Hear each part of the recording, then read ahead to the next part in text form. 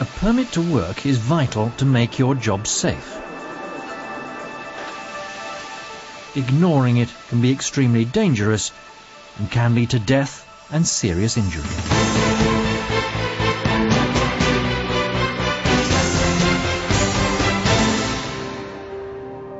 This is the BP Copiagua field in Colombia in South America. Pablo Guerrero, Linares Moreno and Oscar Gomez were helping to build a roadway to a new flow line connecting the well pad to the Copiagua Central Processing Facility. High voltage cables passed over the track at a height of about 8 meters. And the three of them had been asked to erect a goalpost sign over the road in front of the cables to warn construction traffic of the danger. Their permit had been signed by the engineer, but he hadn't visited the site. Instead, the engineer relied on the advice of a supervisor who assessed all risks as low. The supervisor left before the job started, handing over to Pablo. But there was a disagreement between them about where the sign should be positioned. In the end, Pablo insisted it was placed half a meter in front of the cables. It was a fatal decision. Linares fetched the first 10-meter-long upright, while Oscar and Pablo dug a hole about a meter deep to put it in. Dale con más fuerza.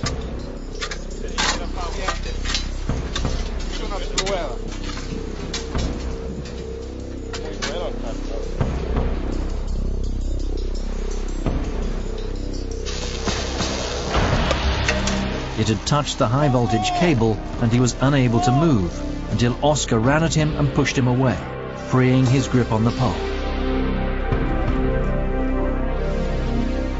Pablo fell to the ground. He died from the electric shock.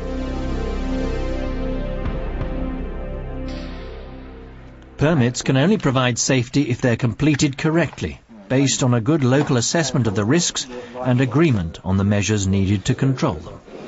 The Golden Rule says you must have a permit to work whenever abnormal or high-risk work is to be carried out, or where specific circumstances require protection above that which normal working conditions provide.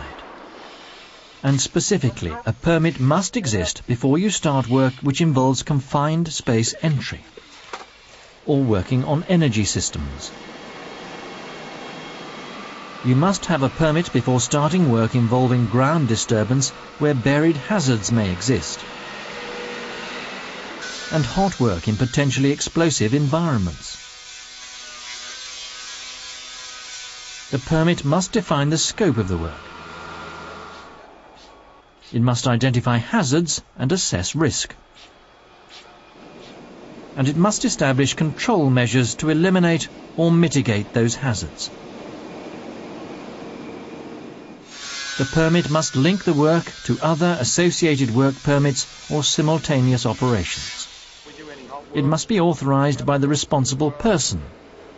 And then everyone involved in the work must have the contents of the permit communicated to them. When the job is over, the permit must ensure adequate control over the return to normal operations.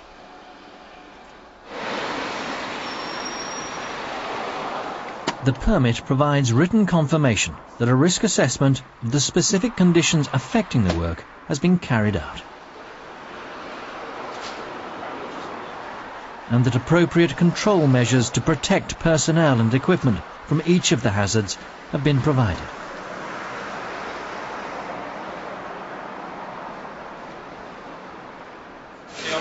The permit is a formal agreement between you and the permit authority or responsible person that the risks and the controls to mitigate those risks are understood and will be fully implemented. Sign the permit only when you're happy that you understand all the requirements. The permit to work system at Copiagua was revised and strengthened, and training was carried out to make sure it was fully understood. Managers have been encouraged to review the system in operation during their regular ASA tours. The Golden Rule helps everyone to understand how important the controls specified in a permit are for their own safety. Don't start work if you don't understand, or if you think that the job is still unsafe. If it's unsafe, stop work.